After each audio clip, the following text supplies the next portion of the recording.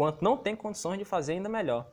Nesse período de pandemia, essa frase se faz indispensável, porque estamos em casa, estamos com dificuldades, estamos improvisando várias coisas, mas vai dar certo. Então, é muito interessante levar isso para a vida, né? Então, a arte é realmente isso. Não é simplesmente olhar uma coisa e achar bonito.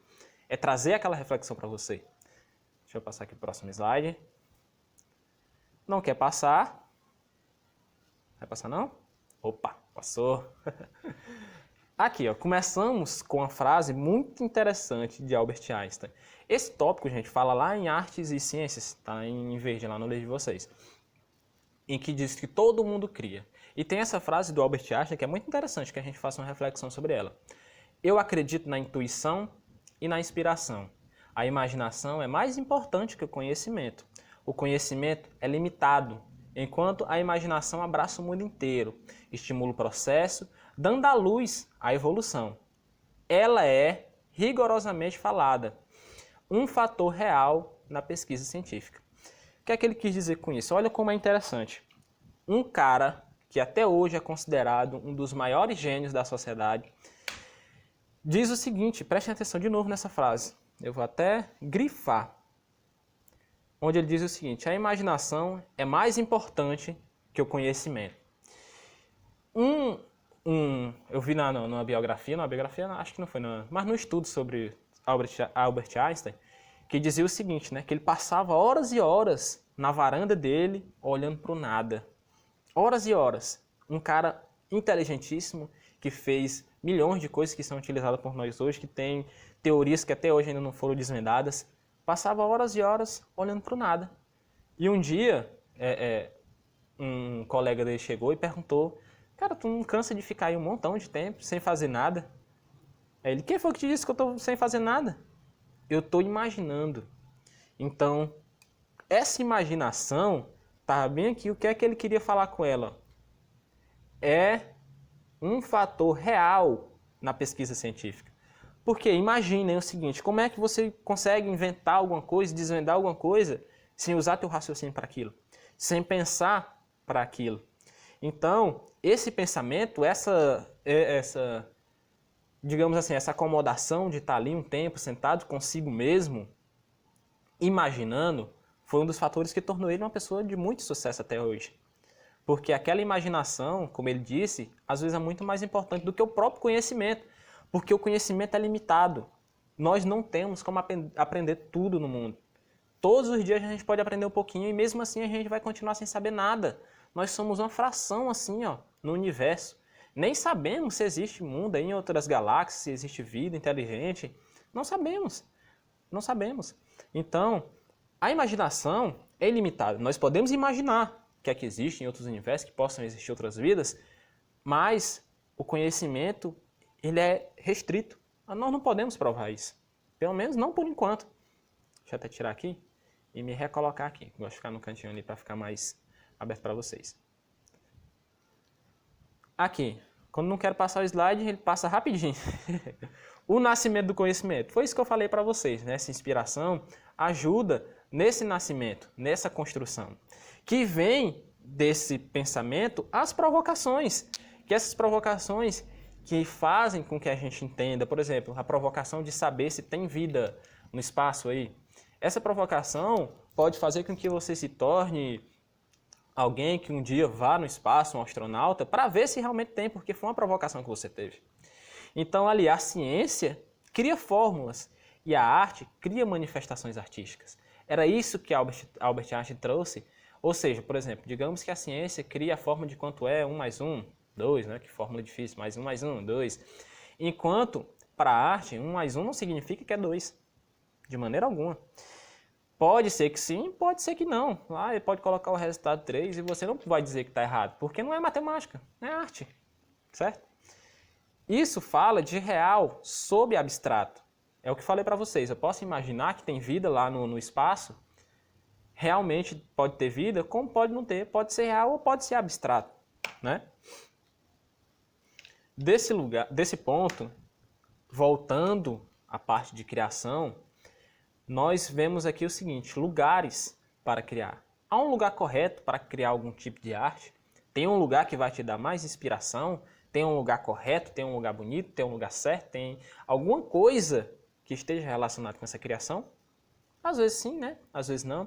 Aqui nós vemos uma pintura, não sei se está bem visível para vocês, vou até deixar aqui mais perto, que se chama O Ateliê do Pintor, de Gustave Courbet, que é ali onde o pessoal se reunia para criar obras de arte, né? Então vemos aqui em cada canto ali criando alguma coisa, a gente conversando sobre ideias de novas obras, né? E tudo isso entrelaçado a um ambiente propício para isso. Então digamos o seguinte, é mais interessante você estudar em casa, sozinho, com seu livrinho lá, o professor online, ou atividade online, ou você está em um ateliê de alunos estudando todo mundo junto.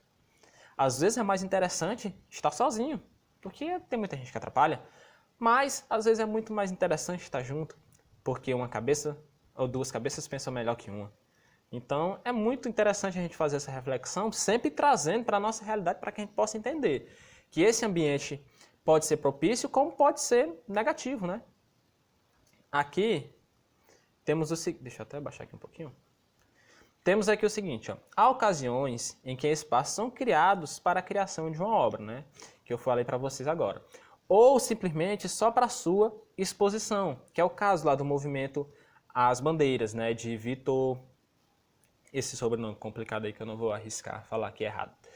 Um ateliê foi improvisado em um galpão e instalado no Parque do Ibirapuera só para ele construir essa obra aqui. Deixa eu ver se passa. Passou.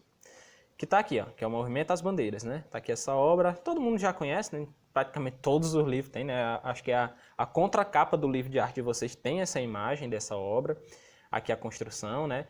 E eu trouxe até uma definiçãozinha aqui para vocês nem se preocuparem em ficar procurando, de que é que ele representa, né? Então, o Movimento às Bandeiras representa os bandeirantes, né? Que vocês sabem, todo mundo sabe quem são, expondo suas diversas... se você não sabe, né? Pesquisadinha lá, história e tal. Expondo suas diversas etnias e o esforço para desbravar o país. Além de portugueses, né, que são aqueles que têm uma barba zona gigante, vemos os negros, os mamelucos e índios com cruzes no pescoço, puxando a canoa e as condições. Ou seja, né, só a representação daquele movimento das bandeiras, né, que os portugueses estavam lá desbravando, escravizando os índios e usando os escravos negros para trabalhar, mas isso aí já é outra coisa, é a história. Então vocês... Quem quiser dar uma pesquisadazinha mais profunda sobre o que era, mas acredito que vocês já saibam isso. Dito isso, o próximo tópico que trata o livro de vocês é o Reunindo-se para Criar, que é um tópico bem tranquilo, depois vocês vão dar uma lida mais fundo, mas eu trouxe só os principais tópicos, só para a gente dar uma pinceladazinha rapidinho. O grupo de 5, né, é uma das coisas que está falando nessa paginação do livro de vocês, que é um grupo que defendia as ideias da Semana da Arte Moderna, né, que foram... parecido com aquela semana que a gente viu anteriormente, que eu até passei um documentário para vocês, se eu não me engano. Mas é bem tranquilo. Depois vocês dão uma lendazinha lá, porque eu não vou nem ficar falando isso, que é bem monótono. Grandes ou pequenos grupos, né, se reunindo para criar. Nesse ponto, eu trouxe uma banda muito interessante para vocês entenderem um pouquinho dessa reunião para criar, né? São os The Rolling Stones. Um grupo que está junto há 58 anos. E essa história é muito interessante, eu sempre conto ela quando eu tenho a oportunidade.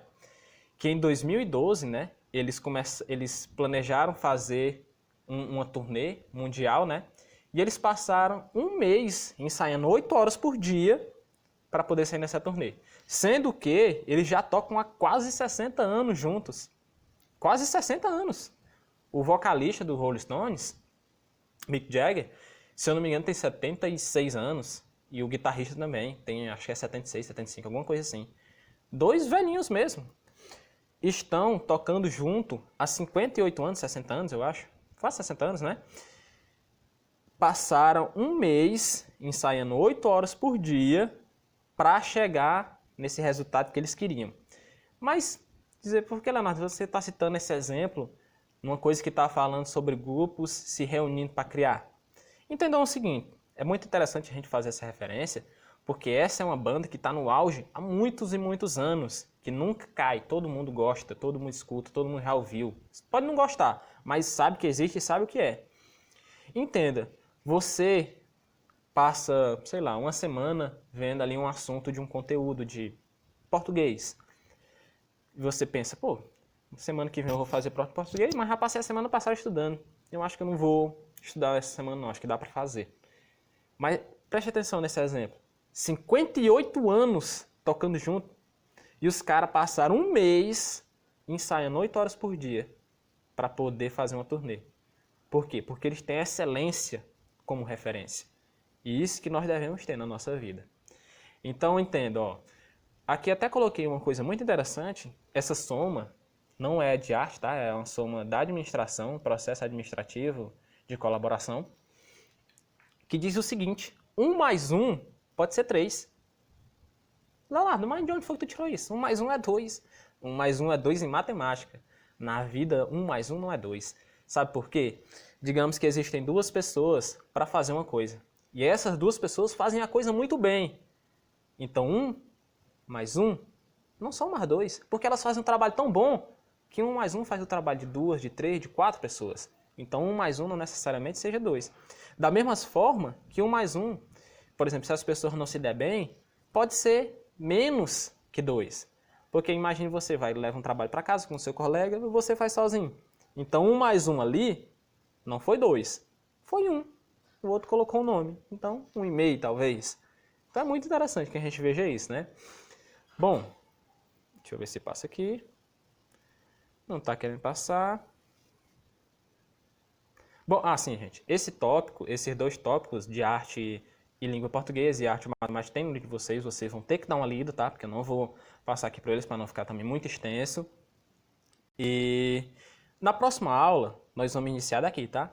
Então, era isso que a gente tinha para a aula de hoje. A gente vai começar o tópico 4 na próxima aula.